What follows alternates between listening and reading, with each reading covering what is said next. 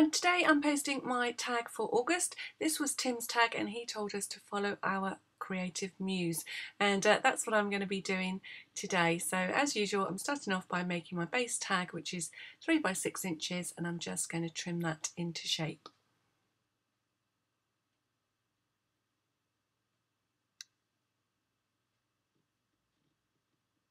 Really, really slowly.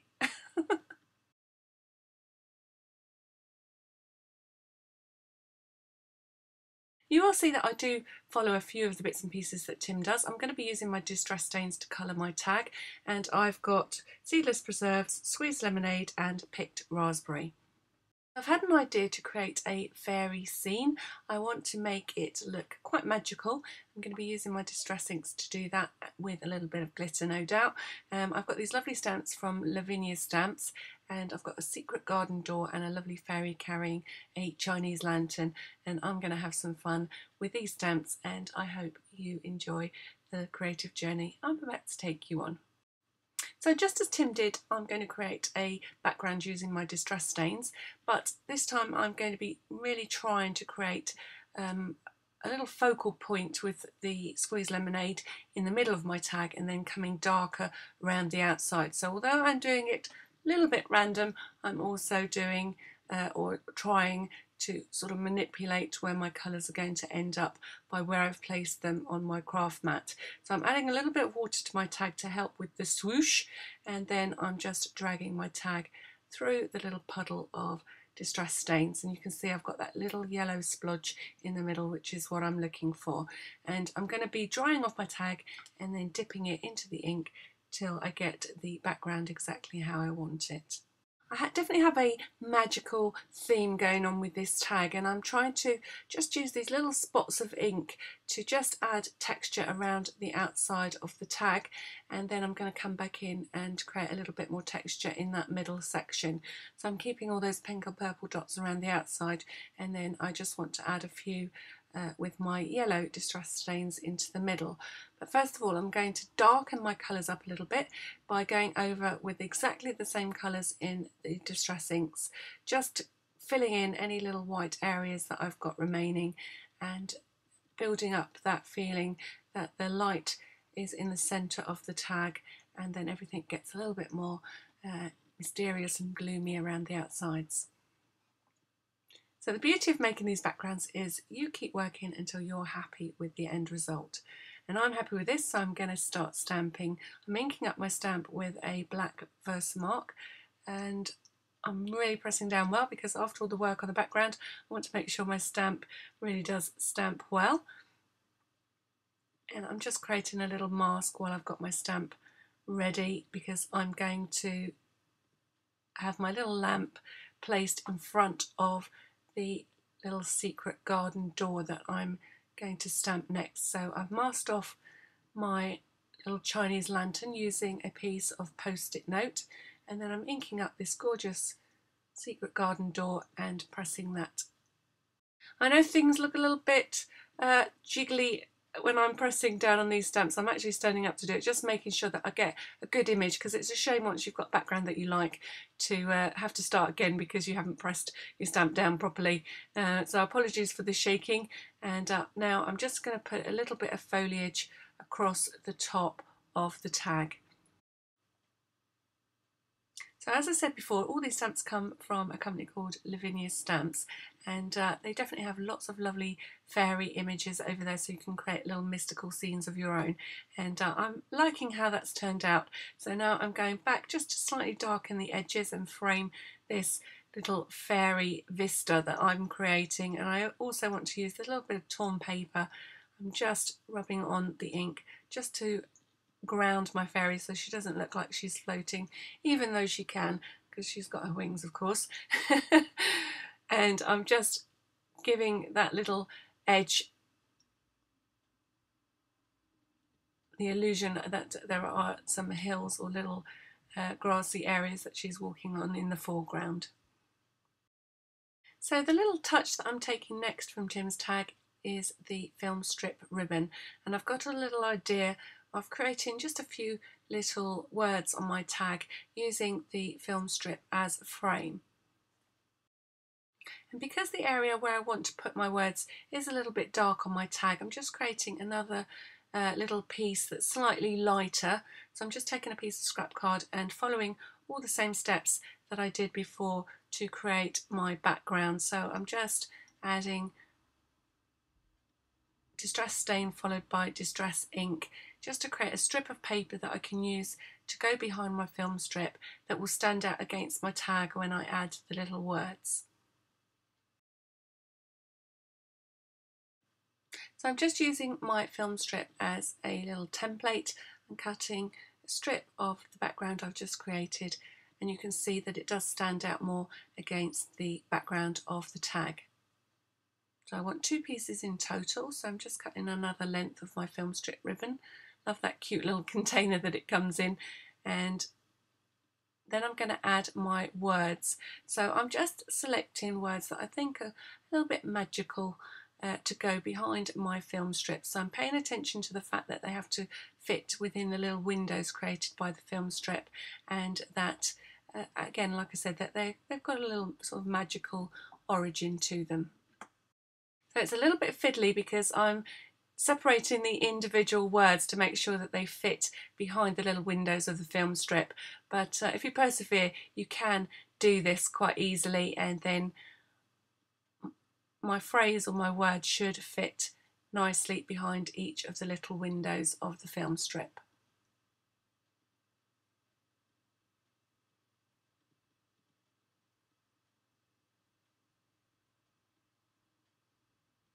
I'm just using my bone folder instead of the roly stick because I can't find it, just to add the pressure on top of the little piece of film to attach the rub-on to my little card strip.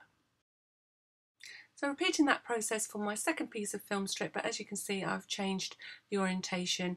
So the first one, the strip's going to run vertically up my tag, and this one is going to come across horizontally. So I've just changed the orientation of the words so that they can be easily read on the front of the tag. So because my film strip has a little tendency to curl where it's been in that little tin for all this time, I'm just using a staple just to keep the 2 pieces together until I'm ready to do the final little pieces of attaching. So I'm actually gluing the cardstock into position, but the film strip is going to be held in place by a little bit of stitching. So until I'm ready to do that, I'm just using that staple to hold everything together.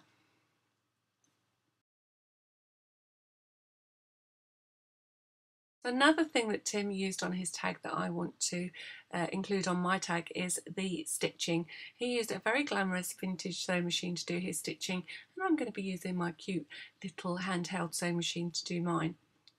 So I'm going to go around my tag a couple of times with black threads and a yellow and a pink thread, and then I'm just going to stitch across that end of the film strip just to hold it in place. So as well as creating a frame around my tag with the stitches, I'm also just running a couple of times across the end of the film strip just to hold that into place.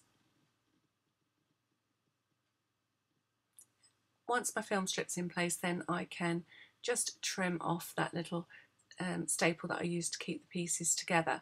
So I'm going to just tie off threads as I go along, but I'm going to go around the tag a further couple of times with a yellow and a pink thread. So I'm just going around for the final time with the pink thread. So I've created a lovely stitched frame right around the outside of my tag, as well as having the added benefit of just catching that film strip ribbon into position.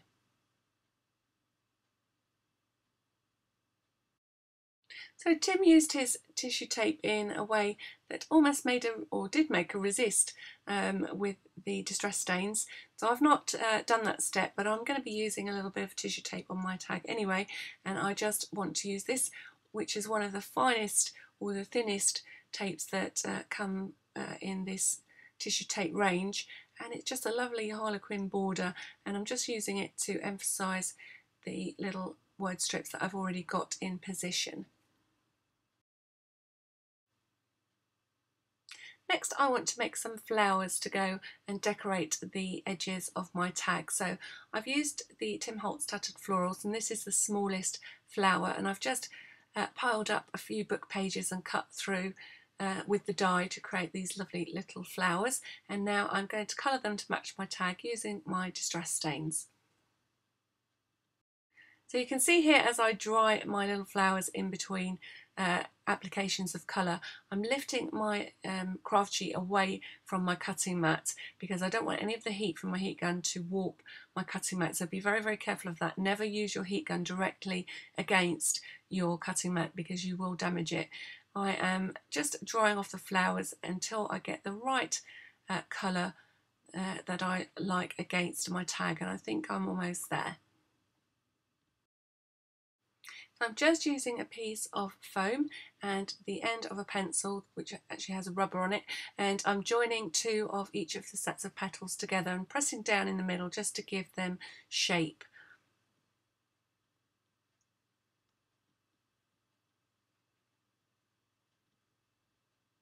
I remembered I had these lovely black Aurora Borealis gems in my little stash, and they're just perfect for the centres of these little flowers. So again, I'm just trying to keep the shape of the flowers, and I'm adding them to the edges of my tag with these lovely little gems in the centres.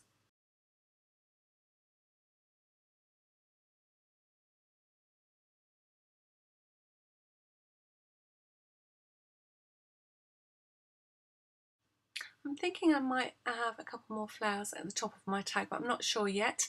So I'm just going to carry on until I make up my mind. And that's one of the beauties of designing stuff, is that you don't have to do things straight away. Just put them in place, have a little look and keep working and come back to the actual piece that you're not sure about, because eventually your eye will let you know whether it's in the right place. And I'm just going around with my distress stain just to darken up the outside of this magical door so that the actual gorgeous sort of wrought ironwork on the gate stands out more. And while I'm at it, I'm just running my brush around the edge of my little book page petals and adding that final little petal, little flower into that bunch of flowers in the corner of my tag.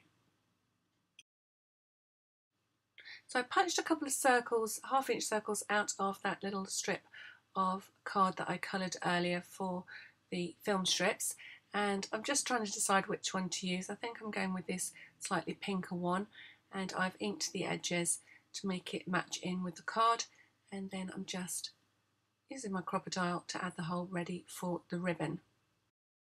I think I'm at the point where I can frame my tag, and you can see that immediately I put this black behind my tag, it just brings everything so that you focus on the detail of the tag, just like you would a piece of art, just giving it that little frame. So I'm using black to do this, and I'm just trimming it to the shape of my tag, and then I'll put the hole in ready for the ribbon.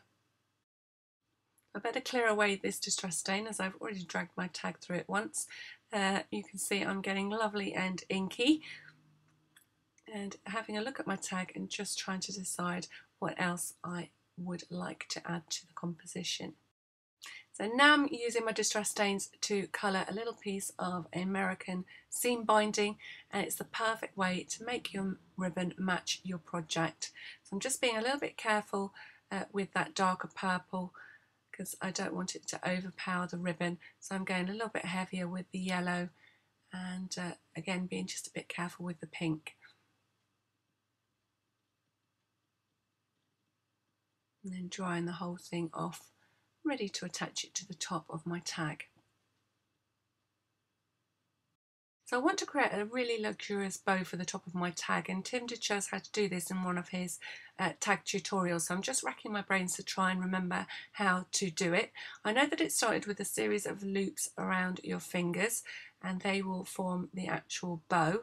So I'm just separating a little piece of ribbon that I'm going to loop, and I've got a bow roughly the right size for the top of my tag.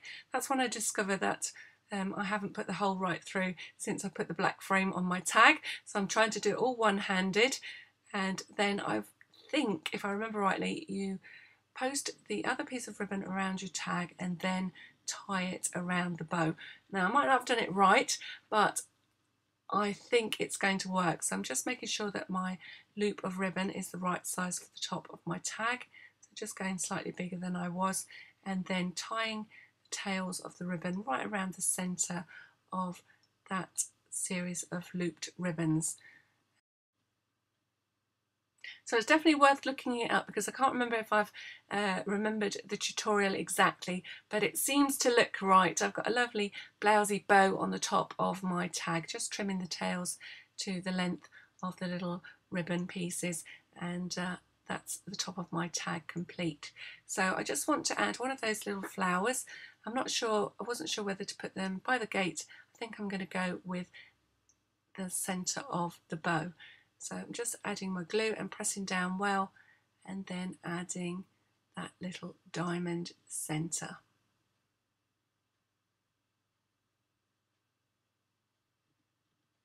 And since it would be a shame to get rid of this final bloom, I'm just going to add it here at the bottom of my tag.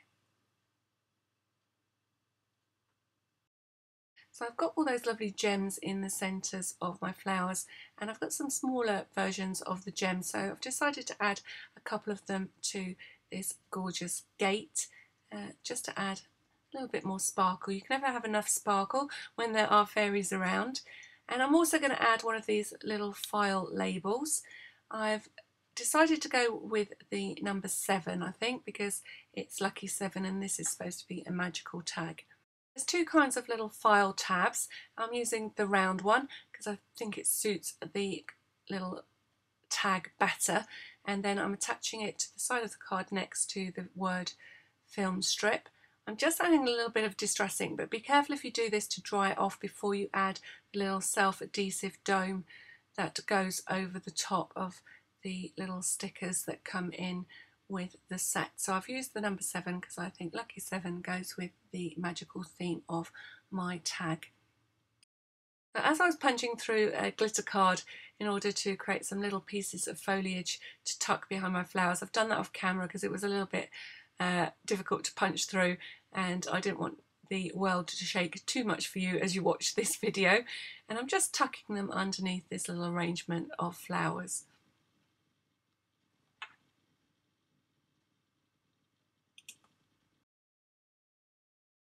And if you watch my tag series, you'll know that I like to add a picture of Tim's tag to the back of mine, and that reminds me of where my journey started, as well as creating a little charm out of the 12 Tags logo, which has the month on it so I can remember which month this tag was created. So I'm using a little bit of that card that I made earlier just to create a frame for my little charm, and adding another piece to the back. So we've got that lovely colour at the back of the charm. And then I'm framing and adding the picture of Tim's tag to the back of the tag that I'm creating this month. Just being a little bit careful not to knock anything off the front of the tag as I attach that to the back. And then just making a decision whether to tuck this little tag in behind the flowers or turn it into a charm. And I think I'm going to go with the charm because it looks a little bit big tucked in the flowers.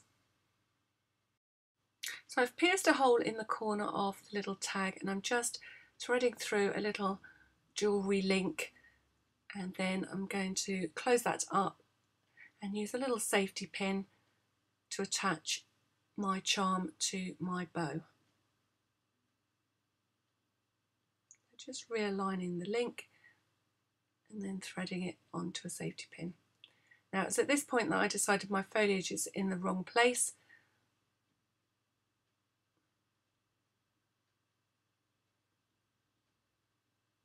So I'm just going to remove them from under the flower and move them to the opposite side.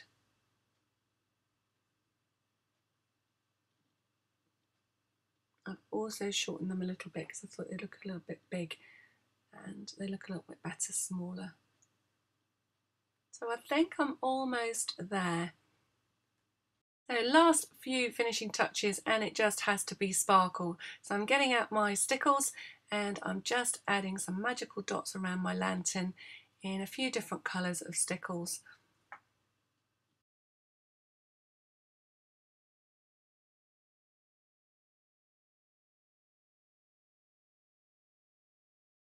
I also wanted to make my little fairy and her lantern stand out a little bit more, so I'm just adding a layer of glossy accents over the stamped image, just moving the foliage out of the way.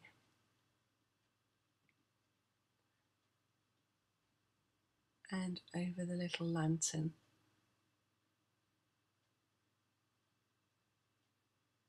A final little smudge of glitter around all those lovely flowers. So just brushing on a little bit of sparkle to the flowers and also a little bit of glossy accents to my charm. And it was at this point that I remembered, as I used this little stamp to keep my tag level, I'm switching it out because I forgot that I wanted to make some butterflies for my tag, and I'm going to do that now. So this was a tag that I made before I made my video because I got my stamping wrong. And I'm just using that as the background to create my little butterflies. So I'm creating one in a pinky colour. I'm just going over the back with the pink distress ink, and then I'm coming back in and making another little one. This little stamp came when I went to a workshop with Tim Holtz a couple of years ago in the UK. Can't believe it's coming up. Yeah, it's a couple of years this month, I think. And I had great fun taking part in one of his workshops with my friend Deb, and this was one of the stamps that I brought home. And it's a cute little butterfly, and I'm going to be using that on my tag. So I'm adding the glossy accents, and now that it's all nice and dry, I'm going to add these final little pieces to my tag. So I'm just adding a few little gems to the file. What? It's not a file, it's a file tab, and my two little glossy accented butterflies, and I think that is my tag complete.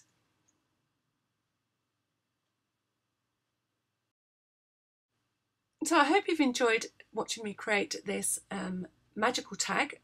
Started out from Tim's inspiration and ended up with my interpretation, and it really is a fun challenge to play along with, so I definitely recommend you pop along, see what everybody else has been making this month, and why not play along next month when Tim posts his new tag. In fact, you've still got time to make a tag of your own if you want to join in this month. So as you can see, I've had loads of fun this year creating all my tags, and I'm going to add this month's tag to my tag storage.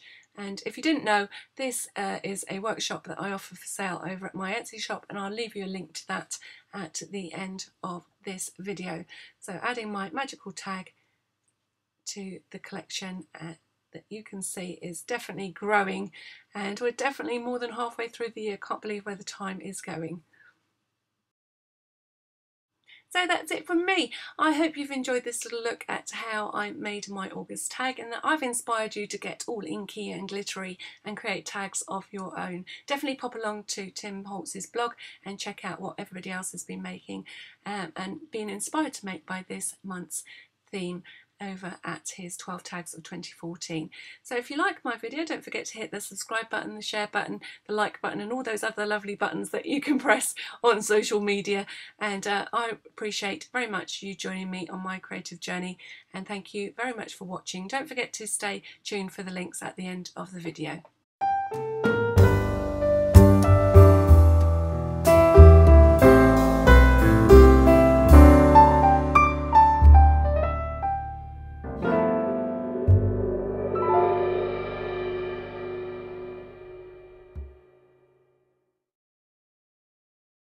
Hi there, a couple of links to share with you. So click on this link if you want to see all the tags that I've made this year. So the 12 tags of 2014 link. Or alternatively, you might want to look back into my archives and look at all the tags that I made in 2013. So you can click here for this playlist. And then last but not least, you may or may not be aware that I make workshops for larger projects such as this tag storage unit. So if you want to check those out, then click on this link and visit me over on my Etsy shop. So until next time, thank you for watching.